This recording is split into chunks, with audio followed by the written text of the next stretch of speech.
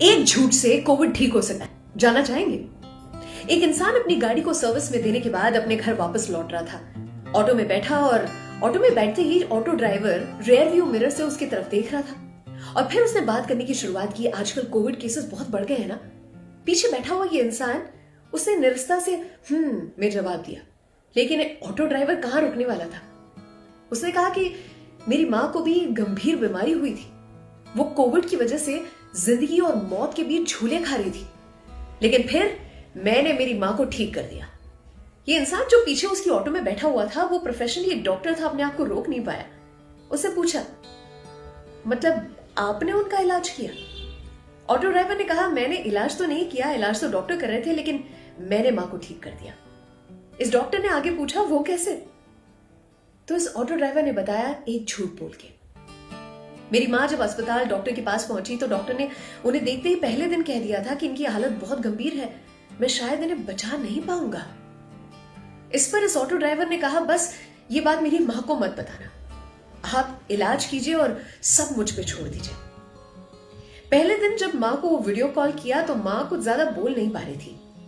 मां ने सारे हथियार डाल दिए थे, जीवन जीने की इच्छा, शायद मर चुकी थी और ऑक्सीजन लगा हुआ था तो क्या बोलती। लेकिन मां ने रोते रोते अपने बेटे से कहा, उस बेटे ने सुन लिया। मां ने कहा कि बेटा, शायद मैं नहीं बचूंगी। इस पर बेटे ने अपने दिल पे पत्थर रख के कहा, अरे मां, ऐसा तुम्हें लगता है? डॉक्टर ने तो कहा है कि 2 दिन में तुम्हें घर भेजने वाले। मां को जैसे आत्मविश्वास का इंजेक्शन मिल गया हो उस बात से।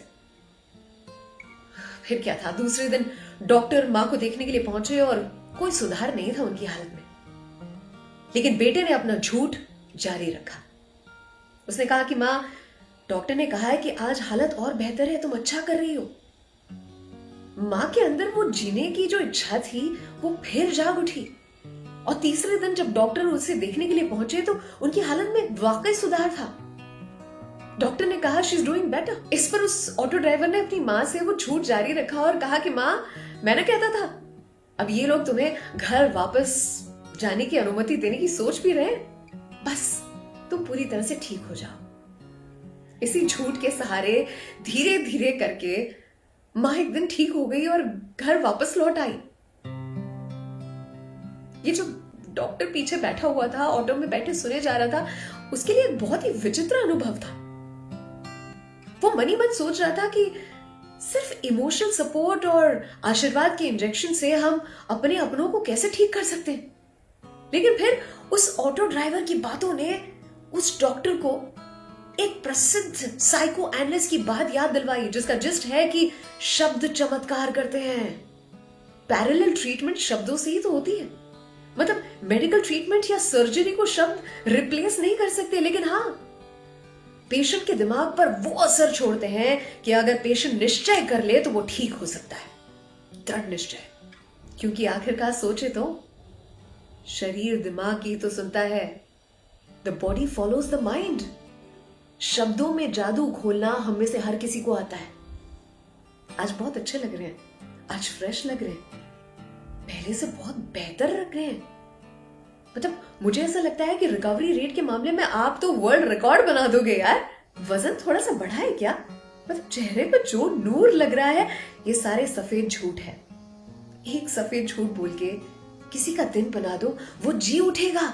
हम में से हर किसी के पास वो एक्टिंग स्किल्स हैं, बस इस जीवन नाम के रंग एक छोटा सा किरदार निभाना, एक छोटा सा रोल, और फिर हम भी उस ऑटो ड्राइवर की तरह कह पाएंगे कि हमने उस इंसान को ठीक कर दिया।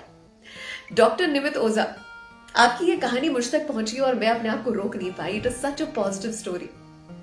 बहुत बहुत शुक्रिया इसे शेयर करने के लिए।